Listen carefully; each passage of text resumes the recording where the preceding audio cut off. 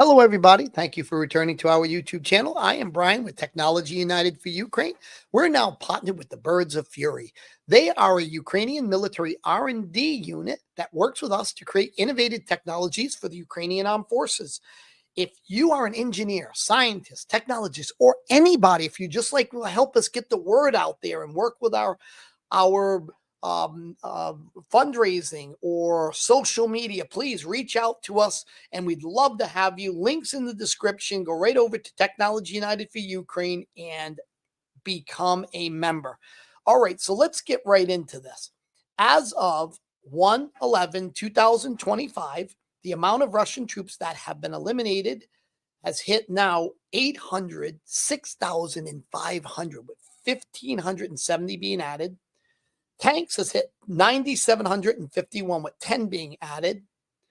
Troop carrying armored personnel carriers has now hit 20,271 with 18 being added. Artillery pieces have hit 21,817 with 28 being added. There was a large UAV attack again with 74 of them being knocked out. And then down here is one I don't talk about often, but vehicles and fuel tanks.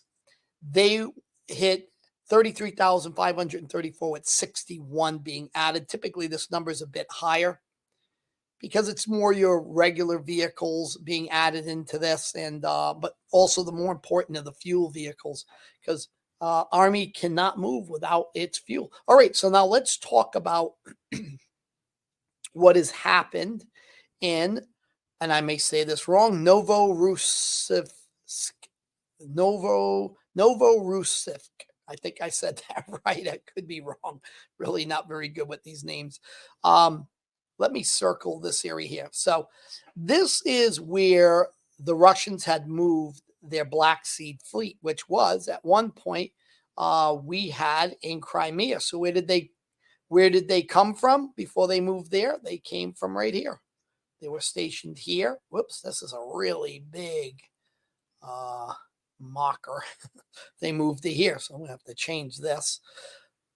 And that is where they set themselves up, hoping that they would be out of any type of drone attack. A drone attack was conducted the other night. And what exactly they hit is not really clear. But if we see here, this is the Russian air defense working. And you will see an explosion afterwards. There's not much volume to this, so can't really hear, but you'll see a large flash. And they were attacking some of the infrastructure around that naval base. So what exactly they were targeting, we don't quite know yet, but I'm sure information is maybe out there right now on that. I'll have to do an update. But that was what happened there. And it, is pretty telling that they can now reach something as important as their Black Sea fleet.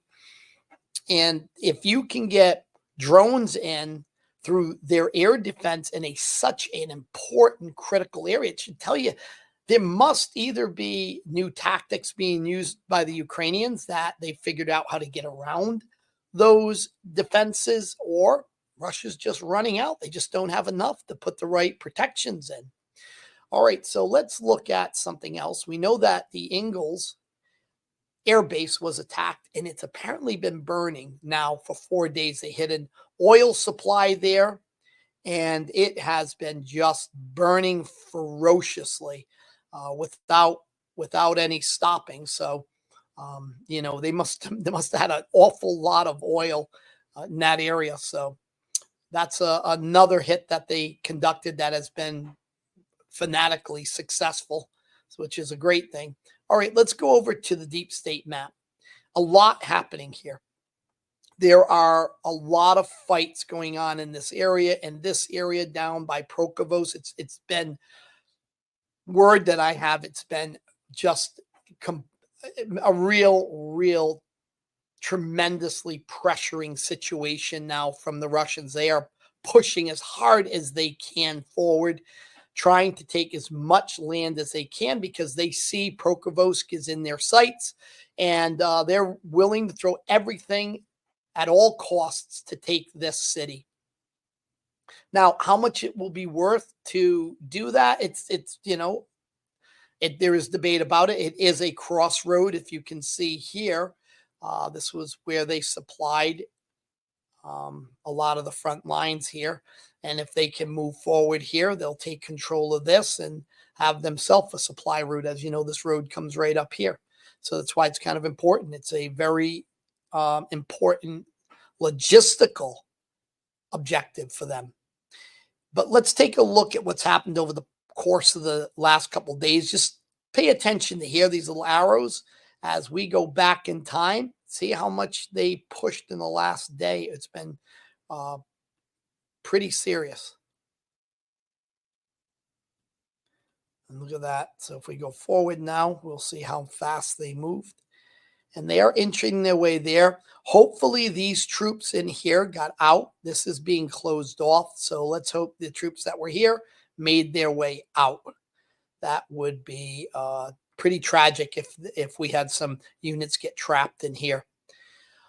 All right, so the last thing I want to talk about is, and you probably saw this on the last video, we develop fiber optic drones for the Ukrainian military, and they're now being put out in quite a vast amount onto the front lines. But the Russians were there last year, so they've been scaling this up. They've been learning from how they performed in combat and what to do to improve them. And we need to get there with the Ukrainians. We need to get their fiber drone army built up greater. They're using them now in more mass amounts across the front lines. The Kursk area and Prokhorovsk, we've seen them a lot. And we're hoping to have this initiative build as we put this technology out to other units. So stay tuned for that. You might see some big movements with myself and the Birds of Fury, I should say, Technology United for Ukraine. So stay tuned for that. All right, everybody. Thank you again for joining us. And if you'd like to join our cause, link is in the description. Slava Ukraini.